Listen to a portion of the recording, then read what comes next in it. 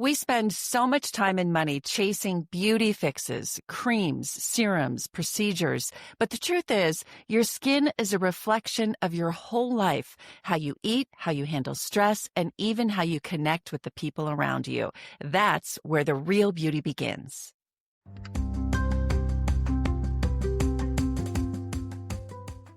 Welcome back, everyone. It's Natalie. I'm so glad you're here on the podcast today. Today's conversation is with Dr. Cathy Goldstein, a medical doctor, an acupuncturist, a functional medicine leader. Her story is remarkable. After battling a life-threatening illness, she shifted from traditional medicine to energy medicine and holistic health, discovering how skin reflects what's really happening inside us, our nutrition, hydration, stress, even our emotions. In this episode, we talk about the surprising connection between emotional intelligence, facial expressions, and how we age, why hydration, nutrition, and connection, not just serums, are the real keys to glowing skin, and that's what we all want. And we're also going to talk about how aging can actually become a process of empowerment, not decline. If you're tired of quick fix beauty fads and ready for a deeper, more sustainable approach to skincare and self-care, well, you're in the right place today. And before we begin, I want to invite you to stay connected with me beyond the podcast. My newsletter is where I share weekly tools, insights, and wellness strategies that you can actually use. Think of it like your guide to living with more balance, clarity, and confidence. You can sign up for the newsletter at natalietysdal.com/newsletter. I'd love to have you there. Now let's dive into this conversation with Dr. Cathy Goldstein. Cathy, thank you so much for joining me, a topic that I haven't spent a lot of time on, but I know my listeners, women in particular, are going to love this topic today. Excellent. Yes, I can't wait to dive into it because I am definitely talking about things that most people don't talk about. So I'm excited to unpack that, especially with your audience. Well, thank you again. And beauty is a big thing. You know, unfortunately, a lot of our society, it's what we focus on. We want to do it as naturally as we can. But give me an idea of how you ended up in this space, energy, functional medicine, and beauty. Yeah. It's actually quite the segue. I had to kind of figure it out myself because when I first got into, in my early 20s, I was always into science. I was always into the physiology of the body. It absolutely fascinated me. So in the process of finishing some pre-meds and planning on going to DO school, I ended up getting really, really sick with Crohn's disease. Ended up in the hospital for 3 months, almost died a couple of times. It was really life-altering, as they say. It was the sledgehammer, not the feather, that I needed to change my direction in life.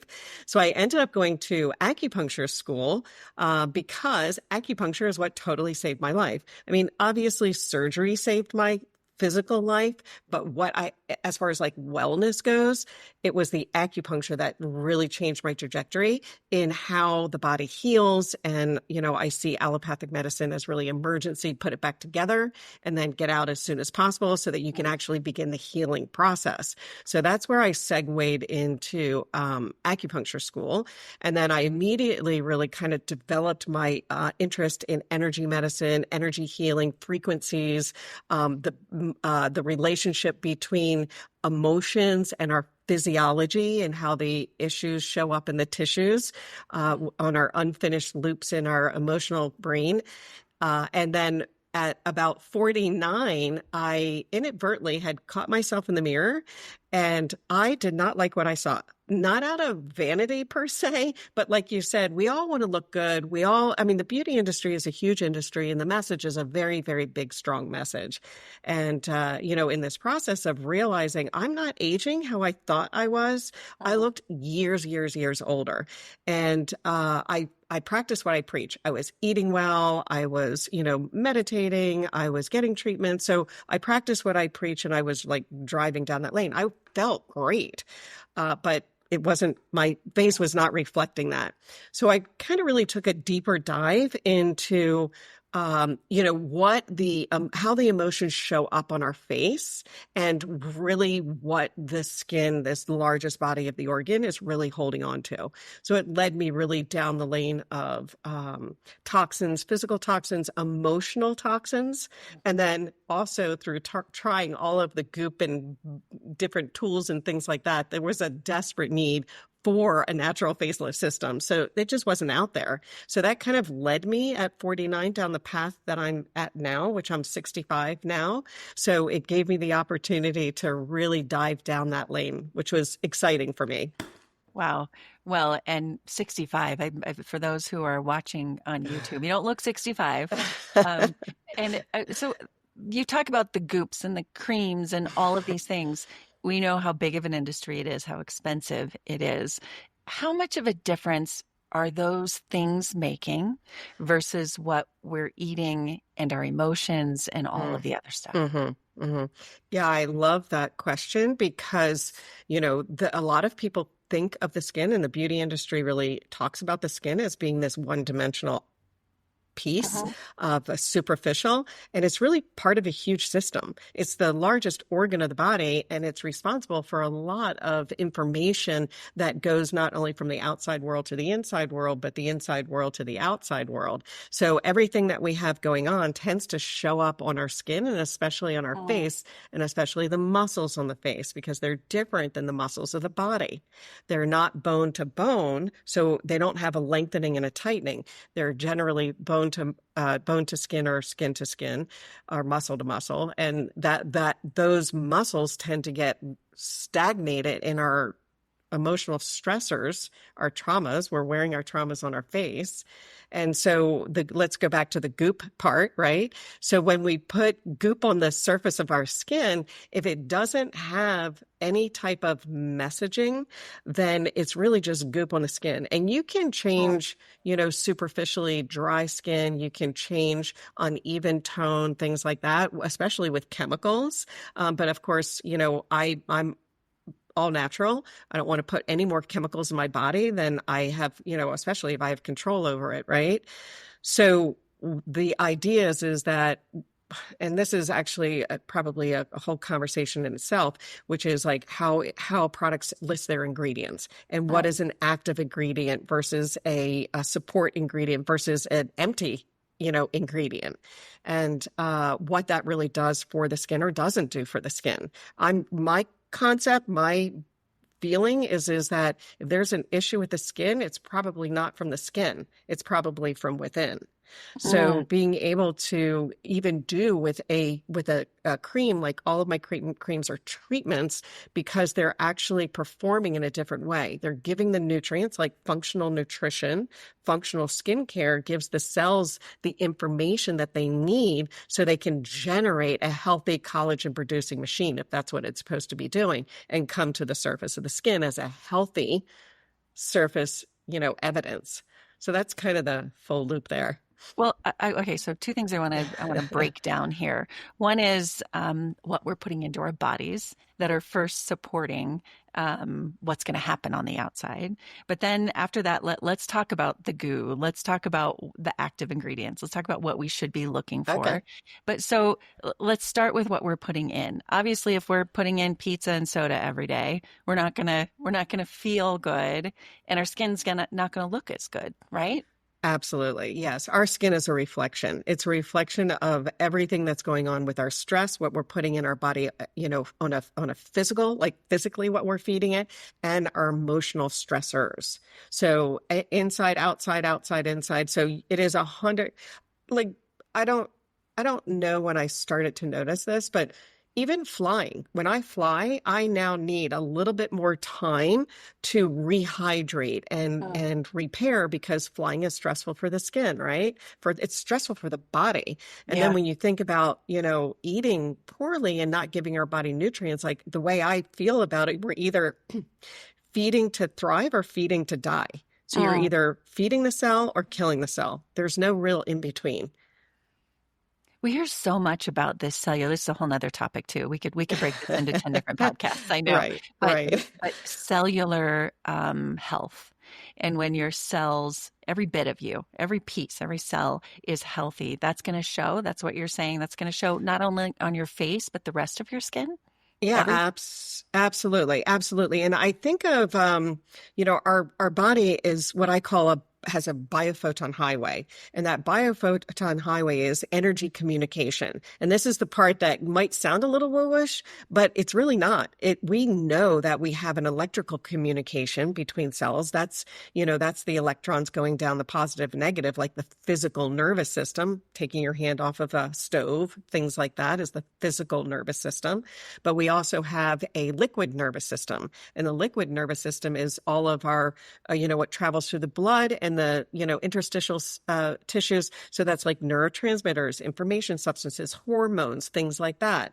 And then we have a biophoton highway or nervous system, and that's the energy communication. And the fascia is actually designed to really deliver that communication in an instantaneous level. It also is how we identify with our outside world. So when you walk into a room and you get a vibe around that room or a feel for your friend, like something's going on, that's energy that you're picking up on the outside world that you're registering and actually integrating into your nervous system and processing it so that you have understanding of your outside world as well. Yeah. Yeah, I think we dismiss that so quickly.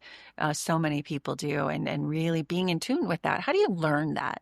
Like, how does knowledge is power, right? That's why I do this. That's why I think you understand this stuff, and then you can go out and do something about it. But how do you learn that, the energy part of it? Yeah. So, I do feel like everybody has that capability to learn the energy part of that. And sometimes we just don't listen. Remember when I was talking about the sledgehammer versus the feather? Yeah. When we don't listen to our body's going to go, no, you really need to listen to me, to the point where you get knocked on your behind, right? So, our body is constantly talking to us. But what my favorite topic is actually emotional intelligence, right? Because emotional intelligence is how we connect to our outside world and connect with humans. And that is like a fundamental thing for human and the human condition in nature, is that we connect with others. We don't do well by ourselves. We have to have those connections. So emotional intelligence and how we develop emotional intelligence is fascinating. How do you tie that in then to beauty? You Oh my mentioned, gosh. what we put into our body, the emotions, the goo. So we're talking three different things. But the emotional part of it, how does that show up in our skin, in our muscles? And how can we change it or be better to make ourselves healthier emotionally? Yeah, yeah. So, let's talk about the muscles of the face and what they are actually for, because these are our expressions, how we identify with each other and what our expressions are with each other. And the primary thing about our facial expressions and our emotional intelligence is that a lot of people think that we express our emotions through our facial expressions and our words. And just to make a point, we're only about 70 to 90%, or we are actually 70 to 90% nonverbal in our communication. So most of our communication happens way before we've said anything. And it's because of the facial expressions. And the energy, that vibe, right? So when we make a facial expression, we think, like, let's talk about smiling, right? Smiling. And a lot of facial expressions go into smiling. We think that's an expression of our emotion. However, it goes the other way as well. It's actually a feedback for our brain to feel happiness as well, which is why they say laughter is the best medicine, is because it tells your brain to feel and be happy.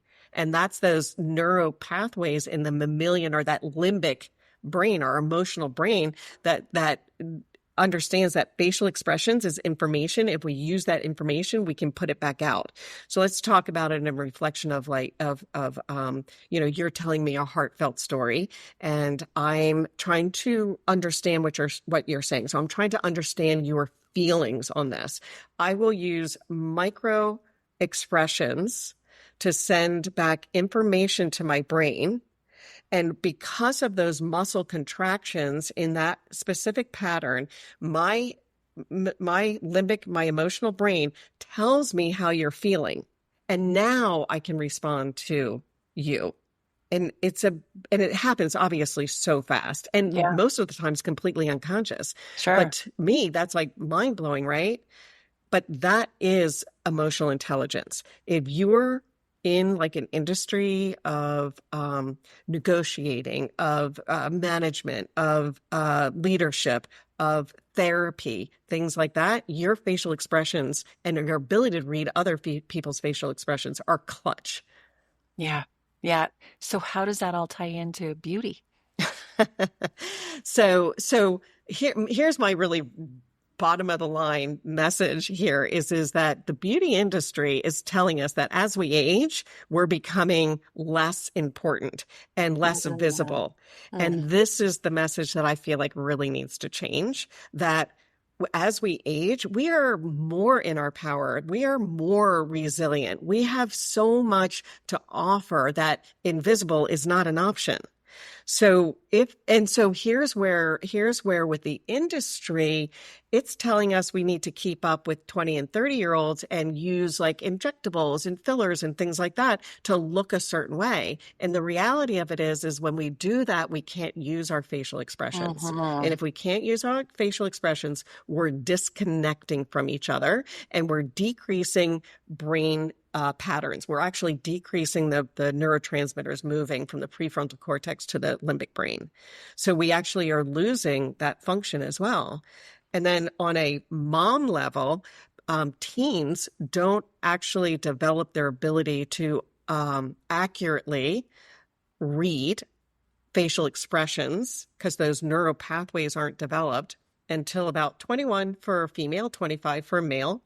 So if a mom has been using injectables and she can't make those facial expressions with the muscle contractions, the teenagers, and this is our job as a parent from birth, is to help our infants and our teens until they have their own skills to actually develop the ability to read those facial expressions because they're mimicking us. It's like a Yeah. baby laughing, right? So Yeah. they're mimicking our expressions and they're learning like that.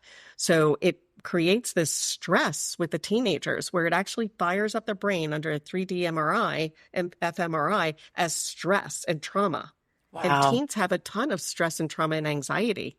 So yeah, Yeah. I mean, it it, all ties together. Like, wow. You talk about beauty just so superficially. Like it's so silly compared to all these other things we're talking about. But then being able to make those expressions to connect with another person, then it yeah. makes you more emotionally sound, emotionally happy, which therefore is just going to make you a prettier person, Agreed. right? I agree with that, right? What are you most attracted to when you Yeah. meet someone, right? It's their pizzazz, it's their little Yeah. facial expressions. I agree. Yeah. And it's their confidence, right? Yes. Yes. Which makes someone pretty. Okay, so let's talk some practical things then. I like Okay. to be sure someone listening can say, "There's something I can do today to help myself." I mean, these are some really deep things we're teaching. But what are some things you would give to a listener to help themselves starting today? Mm. Well, let's talk a little bit from the inside out first. And a hydration is an under. It's Keep it I with me cannot. at all times. Yes, I can't overemphasize because water actually carries a lot of the frequencies as well, and because our cells are 70, our brain is I think 80% fluids. So your conductivity, not only on a physical level for that physical nervous system, but even on the energetic nervous system is key. So sipping water throughout the day, at least, I prefer at least 2 liters of water per day. You think And it of matters course, what kind of water? We could go deep into oh, that. we But could. I know, but I think it does make a difference. I mean, we know people in other countries and other places, like they don't have all of the stuff in their Mm, water, but you just hmm don't want to be drinking water straight out of plastic that has nothing in it, no minerals. So if you're Correct. advising someone to hydrate, what would you say they should be doing that with? Yeah. So Clean, obviously, super clean because we don't need the chemicals. That's just adding to the chemical load, the toxic load, as well as, water that has information in it because I think, electrolytes, sodium, magnesium, potassium. So, some type of electrolyte is, I think, also helpful in water, but not a sugar-based. I think with my water, I just use potassium and sea salt, like a pinch of each in a glass of clean water. Reverse osmosis, we could, like you said, we could unpack water for a while. I'm not a fan of reverse osmosis unless you put minerals in it because it'll do anything to become stable, including pull your own calcium minerals because that's the most available mineral. But, clean, and, oxygenate it if you can. But I think, like you were also saying, not plastic. No plastic. Don't buy plastic bottles. A lot of times when I travel, I'll buy a glass bottle and then take it to the gym and fill it from the cooler that has water directly from, filtration system. We do not need the extra plastics. We already get plenty of those. Yeah. Yep. Okay, so electrolytes. I'm on a good path with that. We do that. We do that daily. That's good. Good job. And sea salt. I just put it Yes. under my tongue. Sea Oh, salt. perfect. Okay, so hydration, your first tip. Hydrate. Yes. That's going to make your skin look better. It's make you feel better. All of that. What else would you say? Okay. So let's go outside in, right? On the Okay. outside world. So, for me, there's two things really one is, aging is a choice on how you do it, right? So I'm not suggesting that we, ignore what our options are in being able to age as gracefully and timelessly as possible. So I definitely feel like using your tools makes a difference. Whether it's facial yoga or something, or the natural facelift system that I created, or, a lot of gua sha tools, although on the face, I'm not much of a fan of gua sha tools, but, use some so tools. much of that. Why are you not a fan of that? Is it lymph drainage? Is it exercising the muscle? What do you not like about it? Yeah. So, it actually, well, this is what I don't like about it is that in Chinese medicine, gua sha, shawing actually means, it brings up stagnant blood. So it looks like bruising, like a red. It's not painful, but it's like bruising. So it's a specific indication that you use gua sha for. And then how you use a gua sha stone makes a difference because you don't want to rip the fascia from the bone. You don't want to damage the lymphatics. And when you're doing lymphatic drainage, you want it to be very, very gentle and superficial and down. And when you're going downwards, it makes a big difference on how much pressure you use because the body produces something called collagenase, which is an enzyme that breaks down collagen. So if you drag your face like gravity, but if you drag your face down, you can increase your production of collagenase, breaking down collagen, and then increasing sagging. So how you use, that as a tool is very, very important. But the other is that if you're going to use skincare, to make sure that it is non-toxic and to make sure it's super clean and make sure the ingredients are actually active ingredients and do something for your skin, like functional skincare rather than just putting the goop on the surface. Yeah. And then also, connecting with people, smiling, laughing, making sure you're all, you can get those happy facial expressions because it helps stimulate the brain, helps stimulate that in a great way. What is your product and your system and how did you create it? What's important in those ingredients? Yeah. So, True Energy Skincare is the line, True Energy Skincare.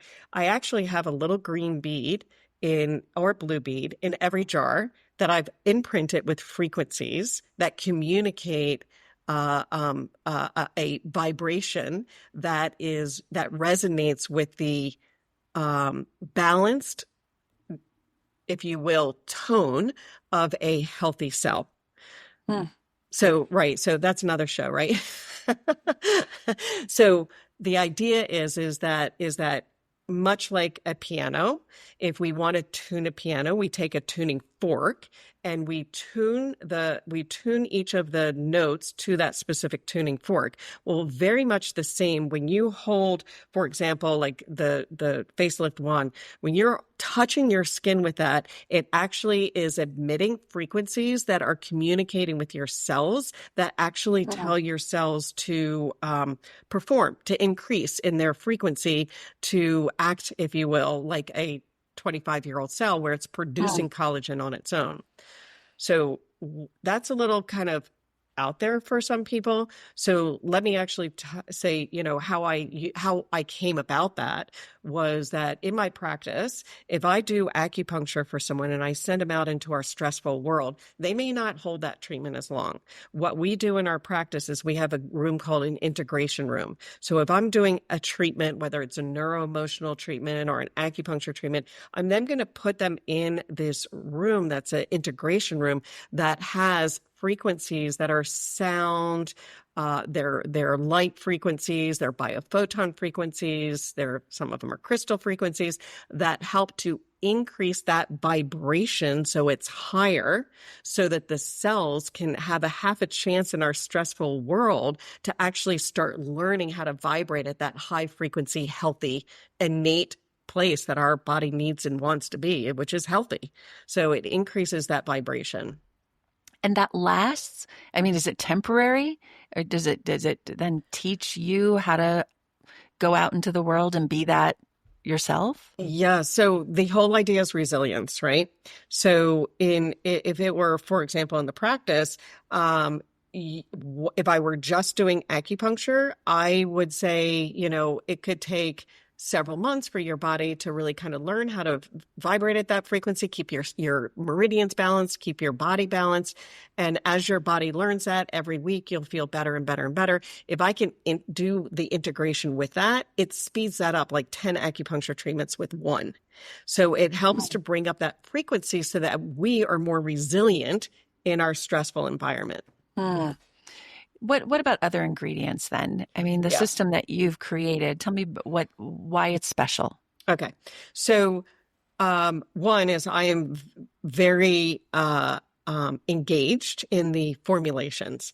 And what is important to me is that they are active ingredients, because a lot of times people can throw out, names like resveratrol, and it's just a name unless it's actually at a specific concentration or percentage that makes it what's called an active ingredient. So one is having, active ingredients that perform the way they're supposed to perform. The other is I use a technology called oleosome technology, which is it uses an oil to hold the nutrients in a seed, if you will, much like going to the garden, grabbing some seeds out of the shed and planting them in the soil. The seed holds the germ so it stays healthy, so that when it is ready to bloom, you get a beautiful flower.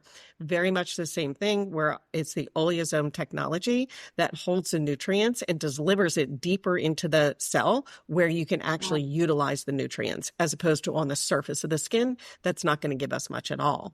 So it's about product penetration. It's about giving the body information, the functional ingredients, giving the information for the body to actually produce what it's supposed to. Like, you can't put collagen on the surface of the skin and expect your body to produce collagen. You have to use ingredients that encourage the cell to produce collagen on its own. So it's learning to produce collagen. How many products do we really need? I mean, beauty industry will make us think you've got to have 30 things every day. One agree. builds on the other. And I mean, what do we really need to take care of our skin? Yeah. I actually think on a fundamental level, 5, and that's it. And I do have other support ingredients, because you're right. The beauty industry, well, you need a little of this and you need a little of that. But I really feel like it's a, exfoliator key. A lot of people underestimate the power of a good exfoliator that it's made from natural enzymes that help break down those dead skin cell barriers that don't scratch the surface of the skin, like salts and shells and things like that actually creates micro damaging, which creates micro scarring, which creates a loss of elastin. So, I have perfectly round jojoba beads that are smooth. And so that's key. And then a daily cleanser, a day cream that works. I use Hawaiian oils that works to protect the skin against the environment. And then a nighttime that encourages the rehydration and the deeper levels of ongoing support for the skin, and a good serum. And, that's all you need. That's all you really need. That's all you really need. I mean, Yeah, if you live after in, yeah. I was just going to say, if you live in Arizona, you might, that's actually why I developed one of my oils, the hydration oil. But what I did is I developed it so you could take 1 or 2 drops in your cream and use it, not to be used by itself. So it actually just amplifies your hydration. That's great. And then, of course, all of that when you're hydrating, eating well, and emotionally taking care of yourself. Yes, I know. I love it that all of those things are part of what you recommend, because you couldn't be more accurate. That you're just not going to look pretty if you're just unhappy and unhealthy and putting stuff on your skin by itself. Yeah. Well, I'm going to make sure that I put links in the show notes so people can find you. But you have a website that you want to mention?